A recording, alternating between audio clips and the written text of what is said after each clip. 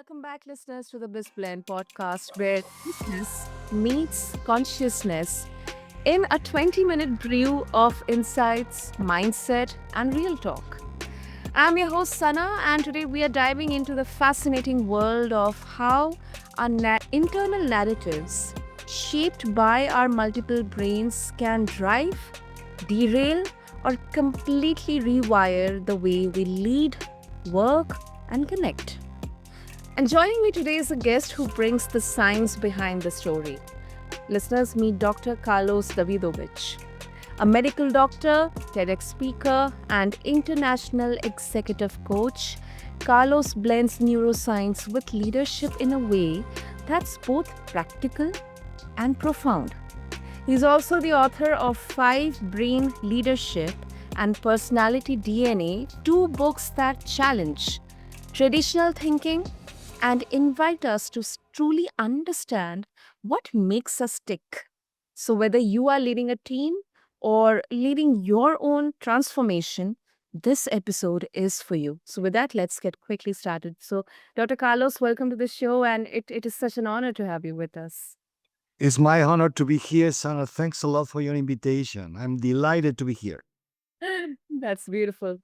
Okay, before we start talking about the topic, when I was reading through your intro, your model, it introduces five brains. You are the author of Five Brain Leadership. So what exactly, what do you mean by brain here? Is it like the biological brain or kind of the soul of the brain here? And also how exactly all these brains influence our internal narratives? I love your question, Sana. First of all, and I want to clarify from the beginning, this is a metaphor. We are one being all together and very intertwined. So all our pieces that constitute ourselves are completely connected, interconnected, intertwined, and they work together. That's just to start from. I mean, the model or the metaphor of these five brains is to represent, or to identify easily the different narratives that we have inside of us. Because based on evolution, we were gaining more brains, let's put it that way, or evolving our brain, but each stage had a completely different function, different narrative, different purpose, and therefore different outcomes. And that's the idea. To know, I like to refer that to be a good leader, we need to start leading our internal team properly. It's like having an internal team of five members that they speak completely different languages.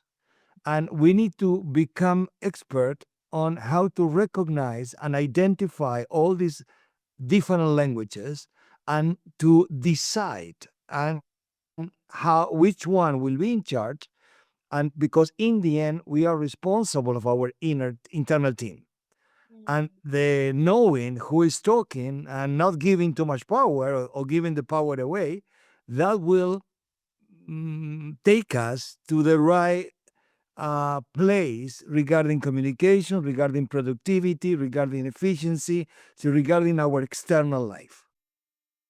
Hmm, that is so interesting. That is so interesting, Dr. Carlos.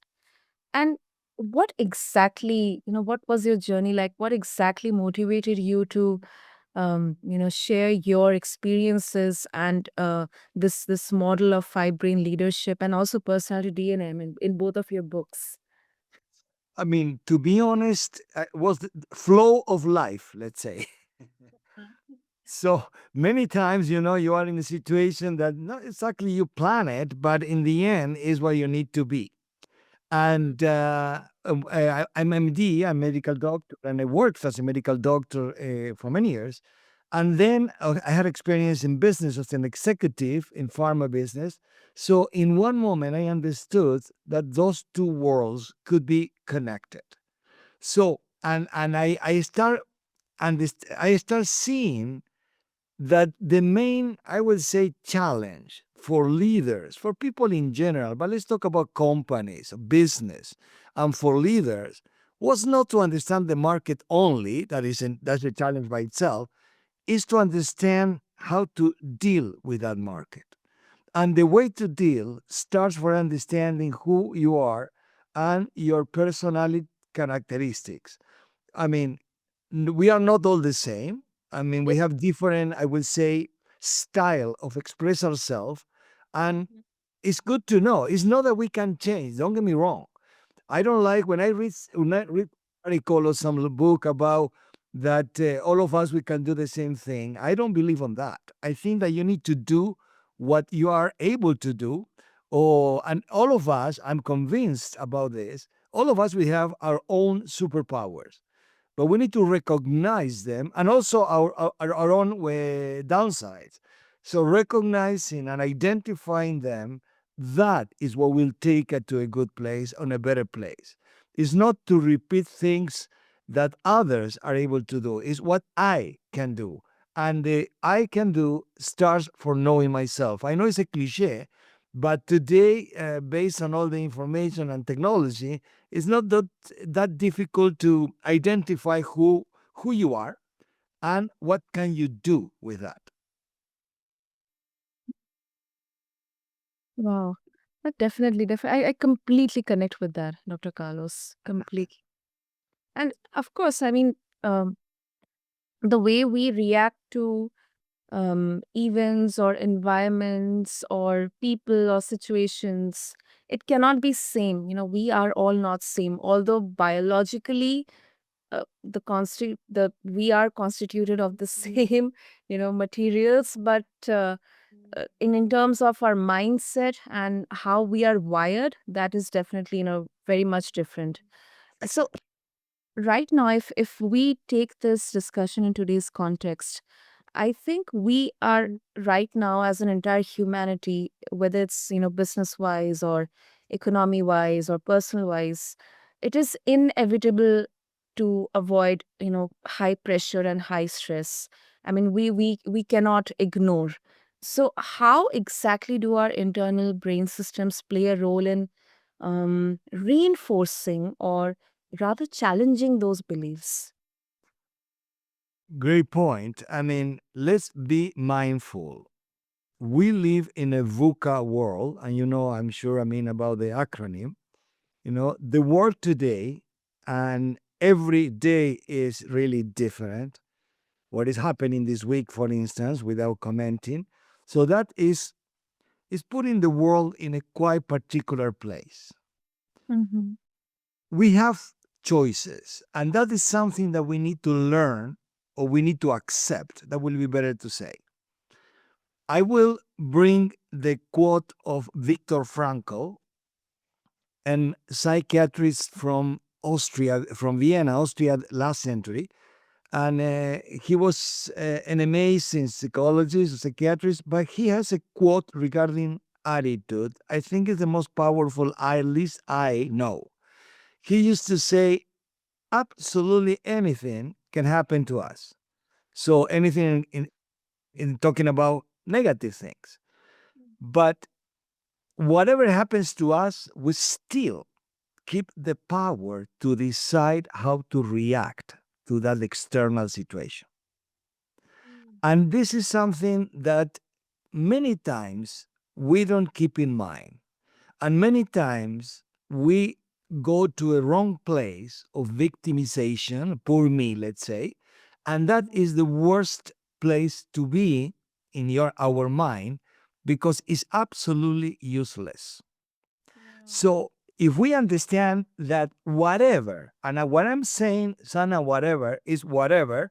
I mean, dramatic situation can happen in life that many of us, all of us, went through tough situation in life. The way we react, or remembering that we have the power to react in one way or the other, that makes a huge difference.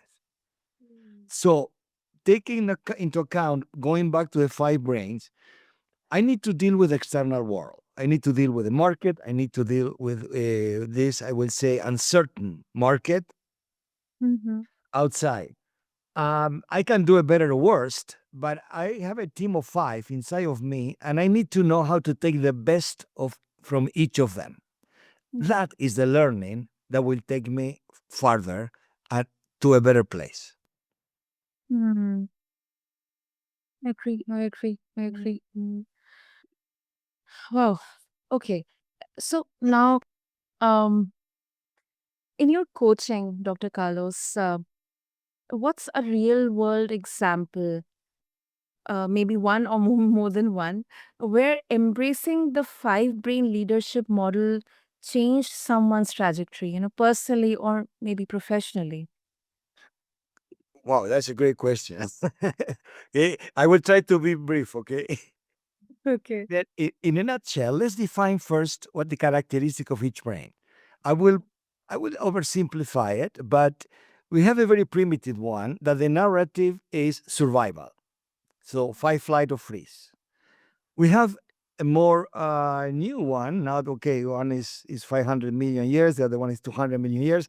That is the emotional one, and the emotional one, we're talking about positive and negative emotions. Then we have the one that is in charge of rational thinking.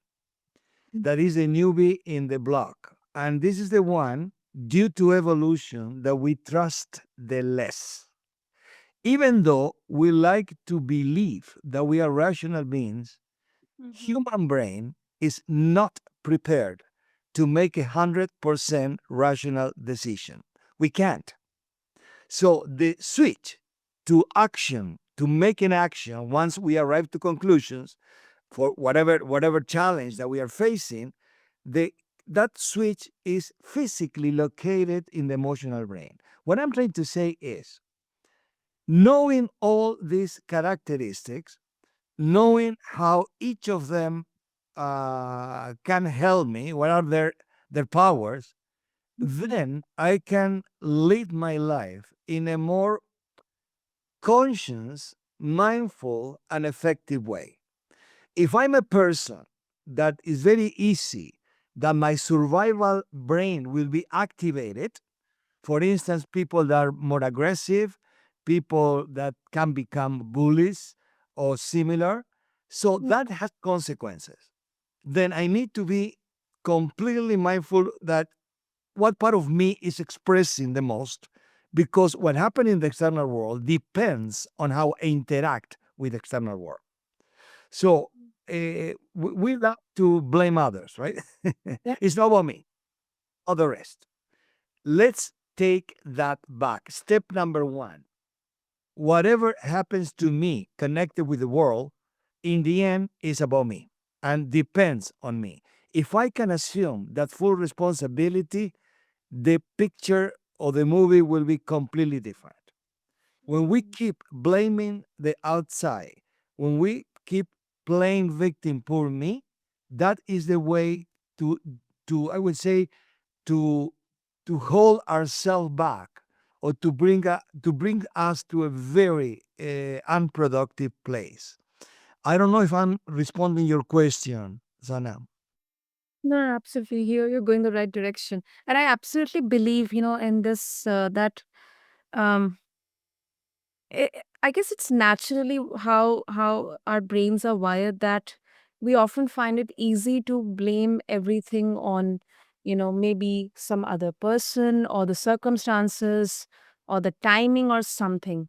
But, I have personally learned from many of the situations that um, it's the decisions or the mindset that we are into that kind of push us forward to make that mistake. And we often keep on blaming ourselves as well. We often keep on judging ourselves as well, and that also leads us to make or take some harsh actions as well. Yeah, I mean, it's a question I think is that you're saying. Yeah, I mean I'm just adding to it.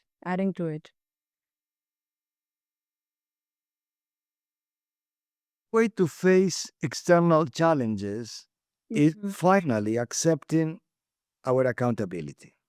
Mm. That maybe sounds like a cliche, but it's not. The consequences are high. And Mhm. when I say accepting accountability is to recognize my power and to stop delegating powers on others. When I play victim or poor me, or I cannot do it, or somebody else was a guilty one, I'm delegating power. Therefore, I'm not in control. Mm. So the combination is accountability plus accepting vulnerability. This is another concept that's important to Yeah. raise. Yeah. This is not about being perfect. This is not about being for a Wonder Woman or Superman. No, it's not about that. This is about we are vulnerable. But I am accountable. I can deal with that. At least I will try as many times as is needed. I like to highlight a new definition of vulnerability because vulnerability used to have a very negative marketing, you know. I mean, Yes. Yes. it was Yeah. a word taken in a negative way. Based on the work of certain researchers lately, remember other people, now we understand differently vulnerability. The definition of being vulnerable is about risk, uncertainty, and emotional exposure. If we understand being vulnerable with those three components, there is no way to escape. All of us, we are vulnerable all the time. Every situation is risky. We will be emotionally involved, and there is uncertainty all over the places. Mm. So let's stop denial what is out there and let's start facing that. Am I we able to solve everything? The answer is no. Am I able to try to find out solutions and to fight and to do some, I mean, to ask for collaboration, to ask for help? All those things I can do it, but I can do it in a proper way if I feel in a place of power. If I feel powerless, the game is over. I agree. I agree. That definitely makes sense, Dr. Carlos. And how exactly does understanding, so there's something called as limbic brain. How exactly does understanding it help us manage conflict better, especially in leadership and life also? The technical name of limbic brain is the emotional brain. Okay. Okay. Okay. Emotions are located all over the body. I Mm-hmm. will not go there because we don't have time. The headquarter of emotions is located in the middle place of our upper brain. This is the one that has one component means it's like a sensor, it's like a radar that is sensing all the time if I'm emotionally exposed or I'm okay. Or say I'm not in danger. Based on that radar is what will happen after, or that can trigger a survival, or that sensor can say everything is okay, let's move forward. The point to raise is all these different brains cannot be activated at the same time. If my survival brain means I need to kill or I will be killed, to exaggerate a bit, is activated, the rational brain is completely deactivated. I cannot think, I cannot do a rational analysis. Mhm. So this is also, and these are one of the tips of why it's so important to understand the different components and personalities of our internal team. Emotions, I say the limbic is in our upper brain, but now we know, and this is not this is a fact, that our heart also has neurons, brain cells. Yep. And there's a lot of research proving that our heart is connected with our emotions as well. And the fifth brain, there's the gut brain, has a complete nerve system inside and is more in charge of what we call intuition, that knowledge that we have without doing a rational analysis. It's a powerful source of information. So the process is to learn how to listen to all of them and then to decide, because we should be in control, how to play how to play in the outside world with all this characteristics I have. Wow. Wow. That's really really interesting. Really interesting.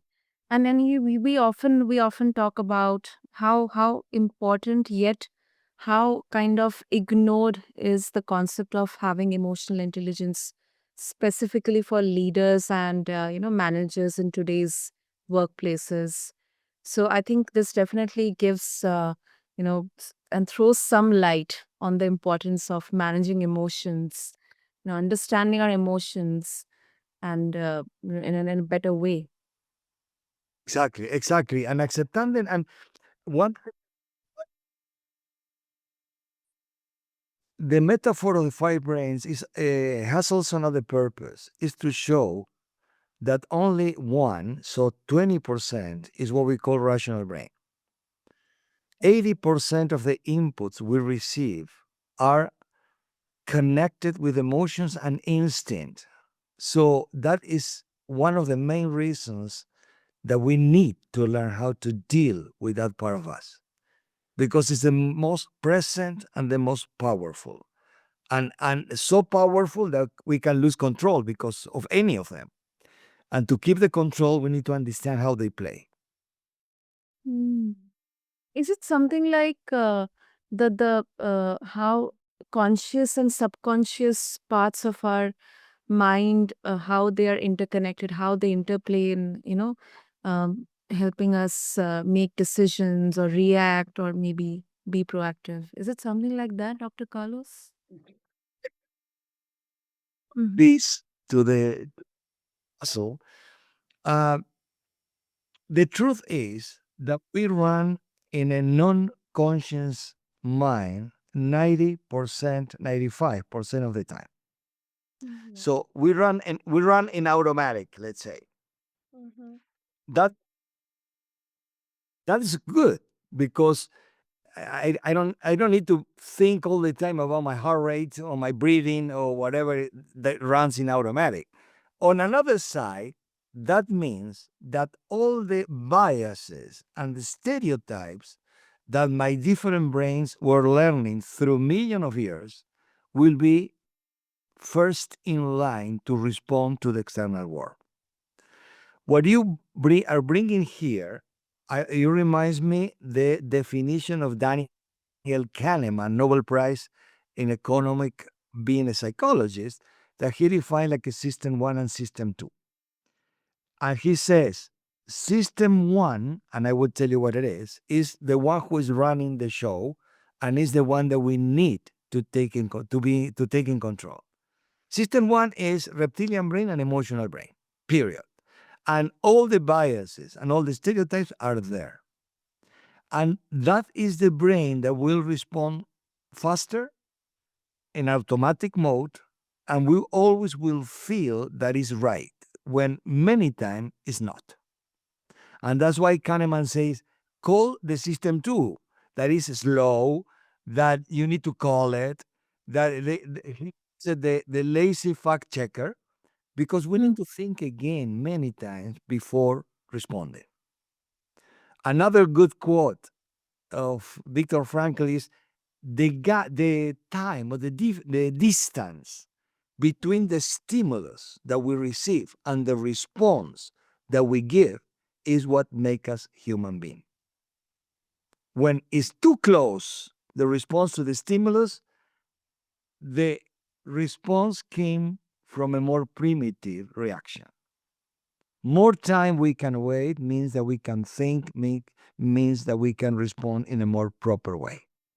Mm. Wow, that is really really interesting, Dr. Carlos. Thank you for sharing that. Lovely, lovely. So before we wrap up, a bit of a contradictory perspective. Is there a risk of over identifying with our brain type and using it as an excuse for poor communication or ineffective leadership? Yeah, I mean, this is one of the reasons why, I mean, the communication can go south and the leadership cannot be in place. I will add one more piece of the puzzle, if you allow me. Yeah, please go ahead, Dr. Carlos. Let's define what communication exactly is. Communication is not being the best version of myself. This is not communication. Communication is my ability, capacity to speak the language of the other person. That is the only way to connect in the right way. So, knowing those different personalities or characteristics is very easy to recognize. You don't need to become a psychologist. Then I know how to talk to this person. And knowing how to talk to this person means that person will listen properly. And then we can arrive to something productive. Make sense? Yeah, absolutely, absolutely. Great. So, of course, I think I'm very confident this conversation has sparked, an interest in all of our listeners to explore this, in deeper ways. So, if our listeners would like to connect with you, Dr. Carlos, and also get a hold of your books, your wisdom, your knowledge, how they can do that. First of all, the easiest way is my website is www.carlosdavidovich.com or LinkedIn. LinkedIn is also, is a business platform and social media, and we are all connected through them. So you can find me in any of them. You can write me emails. You can connect me with WhatsApp, whatever you want. I always like to interact, response. I always respond to any request. Great. I'll have all the details mentioned in the show notes. And listeners, that's a wrap on today's episode of This Blend. And Dr. Carlos, thank you. A big thank you to you for unpacking the mystery of our many brains and showing us how to lead from within. Thank you so much. And My pleasure, really, and thanks a lot for the invitation again, Sana. so, listeners, if this conversation shifted your perspective, share it with someone who's ready to stop managing time and start managing energy. Until next time, I'm your host, Sana, and asking you to stay curious, stay conscious, and keep blending the best of business and being human.